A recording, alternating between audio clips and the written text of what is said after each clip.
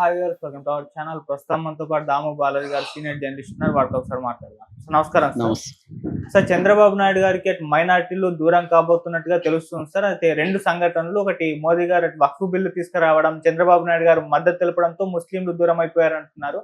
మరోవైపు ఇక్కడ ప్రవీణ్ ఇష్యూ ఒకటి జరుగుతుంది. దానివల్ల క్రిస్టియన్ సంఘాల్లో కూడా చంద్రబాబు నాయుడు గారి పట్ల వ్యతిరేకత వచ్చిందని అంటున్నారు. ఈ రకంగా రెండు గ్రూపులు, రెండు సమూహాలు, మైనార్టీలు మొత్తం కూడా దూరం అయిపోయారు అంటున్నారు. మరి దీన్ని ఏ విధంగా చూస్తారు సార్?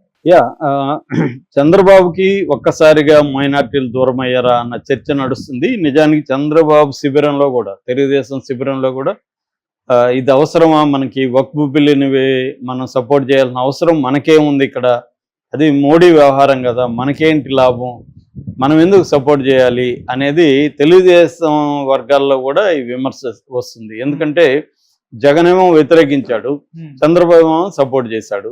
సో దానివల్ల ఆల్రెడీ చంద్రబాబుకి మైనార్టీల మద్దతు కంప్లీట్గా ఎప్పుడు లేదు. ఆయనకి ఒక 15 to 20% మైనార్టీలు, ముఖ్యంగా ముస్లిం మైనార్టీల మద్దతు ఉంటుంది. అది కూడా ఇప్పుడు పోయే అవకాశం. మొన్న 2024లో కొంత జగన్కి వ్యతిరేకత జనరల్గా పెరగడం వల్ల మైనార్టీలు కూడా చంద్రబాబుకి ఓట్లేశారు. చంద్రబాబు వాళ్ళకి కొన్ని ప్రత్యేక వరాలు కూడా ఇచ్చాడు. అవన్నీ నేను మొన్న ఒక వీడియోలో కూడా చెప్పాను. సో ఆ యాంగిల్లో చంద్రబాబు ప్రోగా ఉంటున్నారు కదా. పైగా ఆయన మొన్న కూడా హామీ ఇచ్చాడు, ఆల్ ఇండియా ముస్లిం పర్సనల్ లా బోర్డుకి కూడా అతను నేను వక్ఫ్ ఆస్తులు రక్షిస్తాను అన్నాడు. మొన్నటి వరకు నమ్మారు చంద్రబాబు దీన్ని వ్యతిరేకిస్తాడు, బిల్లు పాస్ కాదని ముస్లిం సంఘాలు కూడా నమ్మాయి. సో సడన్గా ముందు రోజు చంద్రబాబు ప్లేట్ ఫిరాయించి నేను వక్ఫ్ బిల్లుకి మద్దతు ఇస్తున్నానని చెప్పాడు. దానికేదో చిన్న 3 సవరణలు చెప్పాము, అది ఓకే అయింది అన్నాడు. ఆ 3 సవరణలు పెద్దగా పట్టించుకోవట్లేదు. అసలైన సవరణలు ఏవి మార్పు లేదు బిల్లు. ఈ 3 సవరణలు కూడా చేశారో లేదో మనకి ఇంకా క్లారిటీ లేదు. ఎందుకంటే నిన్న దాదాపు నైట్ 12 గంటల పాటు చర్చ జరిగింది దాని మీద. పాస్ అయితే అయిపోయింది. సో మెజార్టీ, ఎన్డీఏ మెజార్టీ ఉంది కాబట్టి ఎన్డీఏలో వాళ్ళు అందరూ కూడా దానికి అనుకూలంగా ఓట్లేశారు. ఓన్లీ ఇటు కాంగ్రెస్ పార్టీ కావచ్చు, ఇండియా కూటమిలో ఉండే వాళ్ళు మాత్రం వ్యతిరేకించారు. కాబట్టి అది ఆటోమేటిక్గా బిల్లు పాస్ అయింది. ఈరోజు రాజ్యసభలో కూడా పాస్ అవుతుంది. అయితే క్లియర్గా వైసీపీ వ్యతిరేకించింది దాన్ని.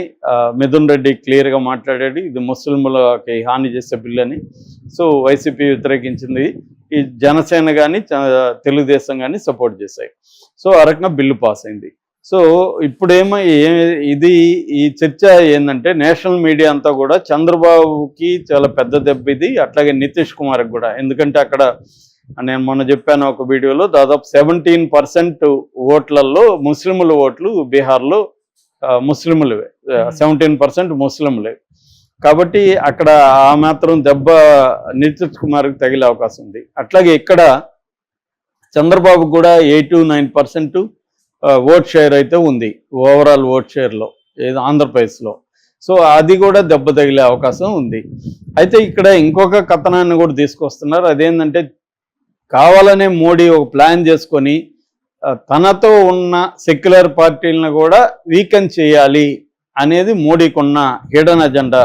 ఇక్కడ చంద్రబాబుని వీక్ చేయడమే మోడీ అజెండా, అక్కడ నితీష్ కుమార్ని కూడా వీక్ చేయాలి.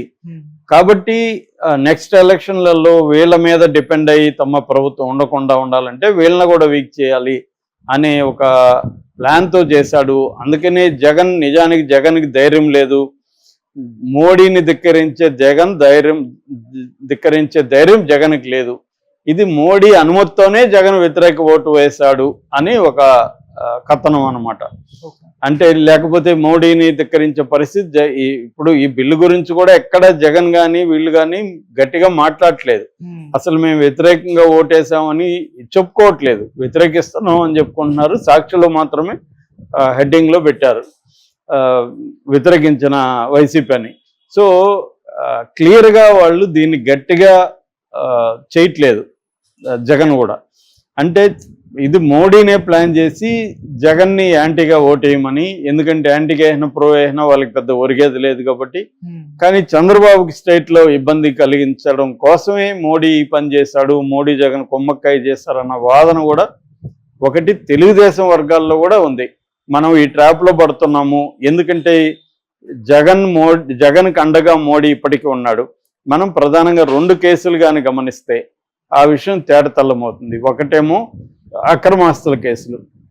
దాదాపు 12 ఏళ్లుగా జగన్ బెయిల్ మీద ఉంటే ఆ కేసులు ముందుకు వెళ్ళవు, వెనక్కి వెళ్ళవు. అలాగా కోర్టులు చెప్పినా కూడా, కోర్టులు రోజువారీ విచారణ చేయమని సిబిఐ కోర్టుకి చెప్పినా కూడా సిబిఐ కోఆపరేట్ చేయట్లేదు. కాబట్టి ఆ కేసుల్లో పురోగతి లేదు. నిజానికి అది కానీ సీరియస్గా తీసుకుంటే జగన్కి కానీ కన్విక్షన్ పడితే జగన్ పొలిటికల్ కెరీర్ సమాప్తం.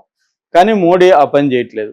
రెండవది వివేకానంద రెడ్డి హత్య కేసు. వివేకానంద రెడ్డి హత్య కేసులో అవినాష్ రెడ్డిని అరెస్ట్ చేయాలి సిబిఐ. అవినాష్ రెడ్డిని అరెస్ట్ చేయట్లేదు.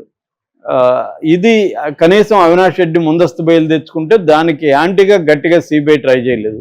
సునీత రెడ్డి మాత్రమే దాన్ని బెయిల్ ఇవ్వడం అపోజ్ చేస్తూ సుప్రీంకోర్టుకి వెళ్ళింది. ఆ తర్వాత కూడా అది గట్టిగా లేదు. ఎందుకంటే సునీత కూడా దాని మీద గట్టిగా చేస్తున్నట్లేదు. వాళ్ళ అడ్వకేట్ మన సిద్ధార్థ లోత్రా ఇటు చంద్రబాబు దీంట్లో బిజీగా ఉండిపోయి ఆ కేసును పెద్దగా పట్టించుకోలేదు. అంటే ఓవరాల్గా జగన్ని మోడీ సేవ్ చేస్తున్నాడు, చంద్రబాబుని వీక్ చేసే ఉద్దేశంలో ఉన్నాడు. దానికి అనుకూలంగానే వక్ఫ్ బిల్లుని పెట్టారు అనేది ఒకటి.